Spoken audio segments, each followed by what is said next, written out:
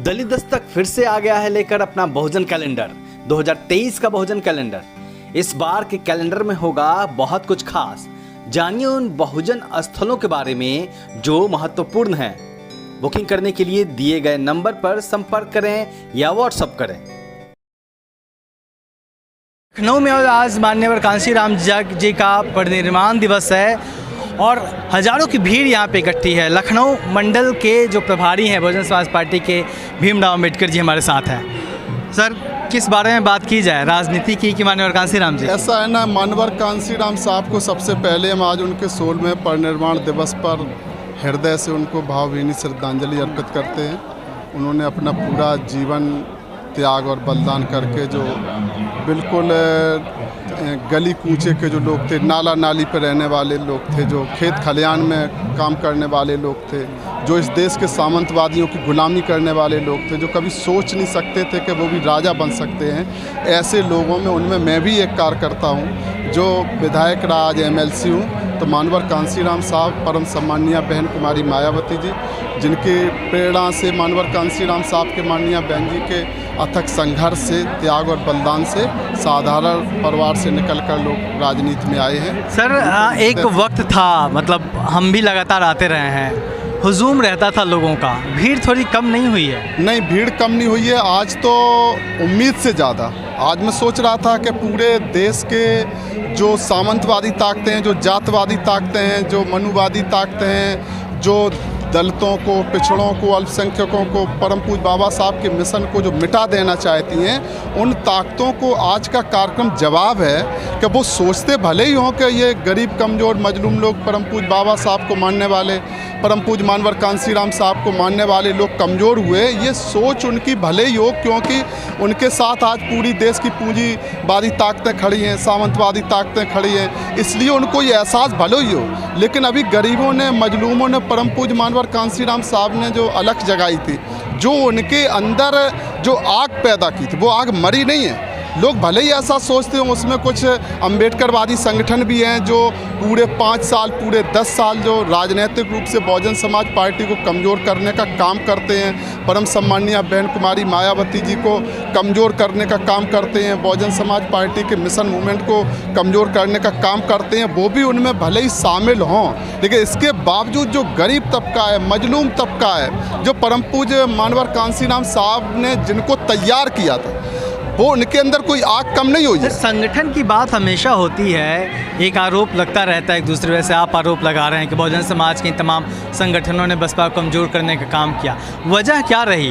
बसपा उनको साथ में क्यों नहीं जोड़ पाए? नहीं, वजह ये है कि साथ की बात नहीं। जब परम पूज्य मानवर कांशीराम साहब के, तब भी ये स्थिति थी।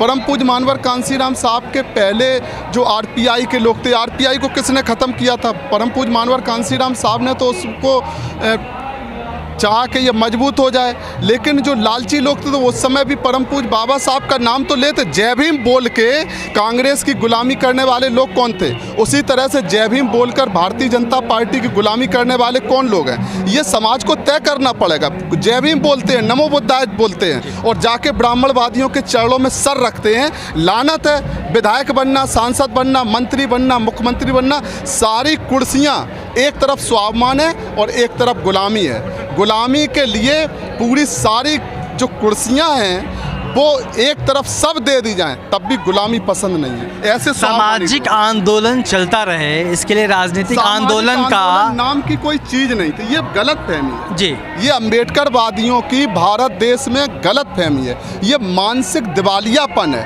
ये संघर्ष से भागने की बात है।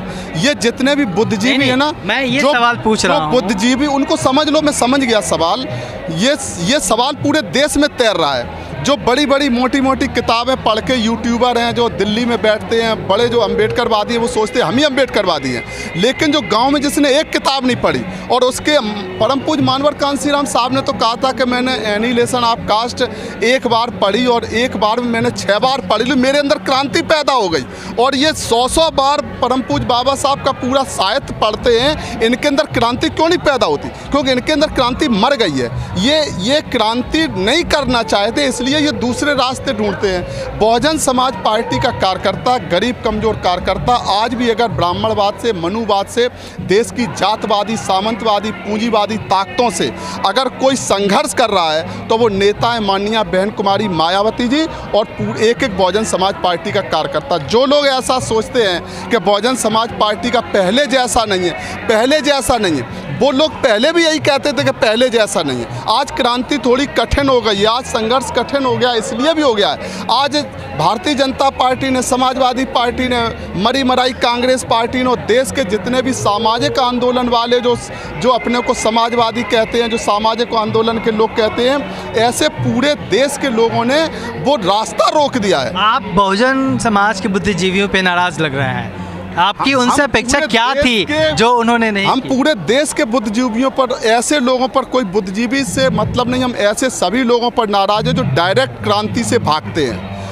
अगर उनके अंदर हिम्मत है, किसी के अंदर, जिस तरह से बहुजन समाज पार्टी का कार्यकर्ता माननीय बहन कुमारी मायावती जी के नेतृत्व में सड़क पर संघर्ष करता है, उस तरह सबको संघर्ष करना चाहिए। ये नहीं कि कोई धार्मिक संगठन, कोई सामाजिक संगठन, 100 संगठन बने हैं, हजार संगठन बने। ये संगठन क्या करते हैं? ये लाखों करोड़ों रुपया चंदा लेके 10-10, 20-20 लाख का बड़ा सा मंच लगा के 6-6 घंटे भाषण देते। देश अगर बौद्धमय बनेगा तो कब बनेगा, ये इनको समझ नहीं है। संविधान कब बचेगा, आरक्षण कब बचेगा? ये बचेगा जब हम देश की सत्ता पर आएंगे। इतनी बात नहीं समझ में आती बुद्धिजीवियों को, जो अपने को अम्बेडकरवादी कहते हैं। सत्ता में लाने की जिम्मेदारी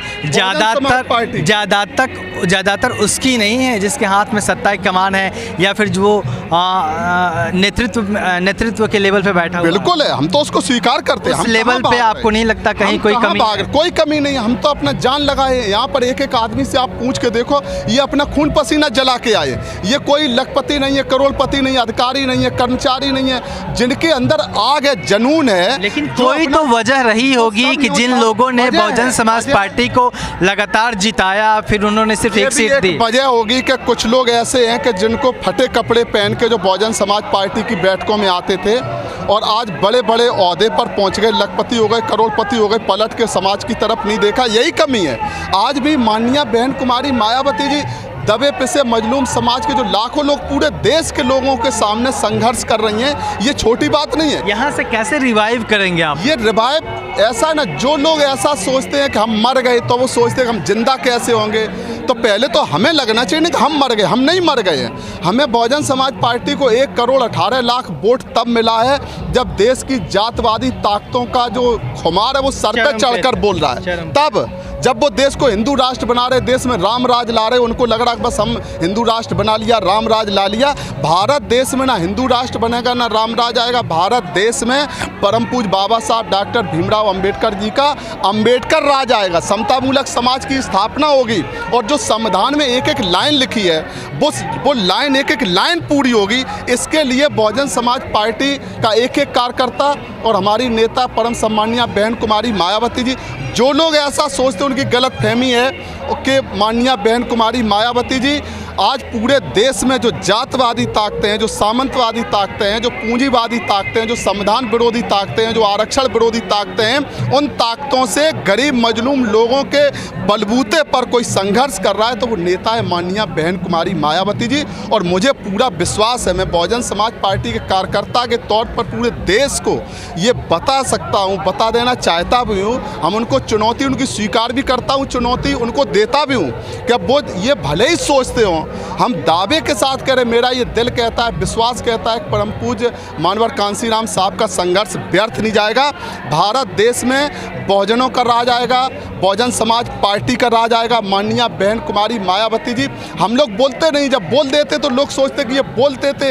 हाँ, एक एक भारत के करोड़ों लोगों की चाहत है कि माननीय बहन जी देश की प्रधानमंत्री बने। इसके लिए हम जान दे सकते हैं। लाखों लोग जान देने को तैयार हैं, लाखों लोग अपना घर परिवार सब कुछ लगाने को। आज हमारे कार्यकर्ता आते जिनके घर में कुछ नहीं है, वो नहीं भागे हैं। जो भी गद्दारी की है बड़े लोगों ने की होगी, करोड़पति लोगों ने की। उन्होंने विधायक बनने के लालच में कोई सपा में गया, कोई बीजेपी में गया, कोई कांग्रेस में गया। हमारा कार्यकर्ता नहीं गया है, उसको कुछ नहीं बनना है। उसको तो माननीय बहन कुमारी मायावती जी को उत्तर प्रदेश का मुख्यमंत्री और देश का प्रधानमंत्री बनाना है। इसके लिए वो संघर्ष कर रहा है, उसका संघर्ष जारी है। वो कहीं से कमज़ोर नहीं है। जो देश के लोग, पहले मैं सोचता था कि जो जातवादी लोग हैं, जो ब्राह्मणवादी लोग हैं, जो मनुवादी लोग हैं, जो आरक्षण विरोधी लोग हैं, जो संविधान विरोधी लोग हैं, जो पूंजीवादी लोग हैं, उनकी चाहत है, वो सोचते कि माननीय बहन जी कमज़ोर। लेकिन ये नए जो तथाकथित अम्बेडकरवादी पैदा हो गए हैं, जो करते क्या हैं 3 साल, इनको भी देखना पड़ेगा कि आपके 100 संगठन, 500 संगठन 5 साल 3 साल बड़ा मंच लगा के क्या करते हैं। अब समाज जागरूक हो रहा है। पहले जय भीम बोल के आप गला काटते हैं, आप नमो बुद्धाय बोल के गला काटते हैं। जिस तरह से हिंदू धर्म में पाखंडवाद था, वो हमारा गला काट रहा है, हमें सत्ता के करीब जाने के लिए हमें रोक रहा है। उसी तरह से आप अम्बेडकरवादी हैं। आपने जय भीम बोला, हमने आपको दरवाजे बैठा लिया, और आपने चुनाव के समय में हमें इधर उधर वोट करने को कहा, हमारे वोट को बिकवाया, हमारे वोट को तोड़ा, हमारे वोट को कमज़ोर किया, हमारे समाज को कमज़ोर किया, बहुजन समाज पार्टी को कमज़ोर किया। अब ये समाज जागरूक हो रहा है। ये मानवर कांसीराम साहब का तैयार किया हुआ समाज। हम लोग मानवर कांसीराम साहब के लोग, भले के लोगों को क्या दिखता, हम नहीं दिखते क्या? लोगों को सब दिखते हैं। क्या भीमराव अंबेडकर जो ज़मीन से निकलकर, सेक्टर से, बूथ से, सेक्टर से, विधानसभा से, जिले से निकल कर यहाँ तक आए हैं, और आज मानवर कांसीराम साहब के कृपा से, आशीर्वाद से हम विधायक रहे, एमएलसी रहे, और माननीय बहन कुमारी मायावती जी के आशीर्वाद से, कृपा से विधायक, हम उनके साथ खड़े हैं। मरने जीने वाले कार्यकर्ता लोगों को नहीं दिखते। ये जो लोग, ये हुजूम है, ये माननीय बहन जी पर जान छिड़कने वाला हुजूम है। ये मर सकता है लेकिन गुलामी स्वीकार नहीं करेगा, किसी दूसरी पार्टी के यहाँ जाना स्वीकार नहीं करेगा।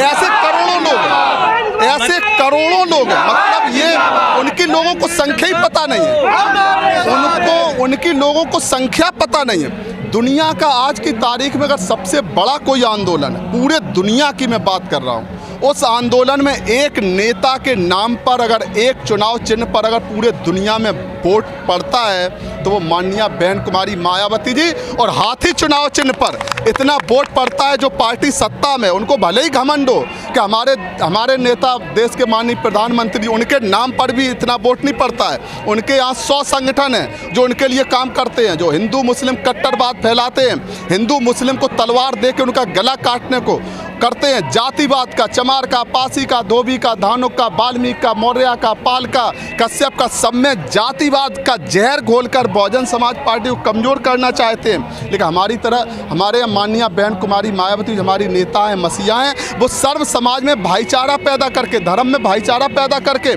सर्वजन हिताय सर्वजन सुखाय की नीति पर चलकर इस देश की सत्ता पर कब्जा करेगी बहुजन समाज पार्टी। ये आज के दिन परम पूज्य मानवर कांसीराम साहब के परिनिर्वाण दिवस के मौके पर पूरे देश के जो अम्बेडकरवादी हैं, जो उनके लिए, उनके भी संकल्प का दिन है। मानवर कांसीराम साहब का दिन शोक का दिन नहीं। कितना वक्त लेंगे आप लोग इसमें, जो आपने तमाम बातें कही? हम लोग हाँ, हम समय लेंगे, क्योंकि इस समय चरम पर, कितना समय लेंगे? इनका चरम खत्म हो गया। एक समय कांग्रेस को घमंड था पूरे देश में कि हमारे पूरे देश में शासन है, भारतीय जनता पार्टी को घमंड है। हम इस बात को दावे के साथ कह रहे हैं कि आज बहुजन समाज पार्टी देश की 3रे नंबर की राष्ट्रीय पार्टी है। लिखा पढ़ी में पूरे देश में जितनी भी पार्टियां हैं, वो बहुजन समाज पार्टी को, उनको एक दिन ऐसा आएगा, भारत देश में 2 विचारधाराएं रहेंगी।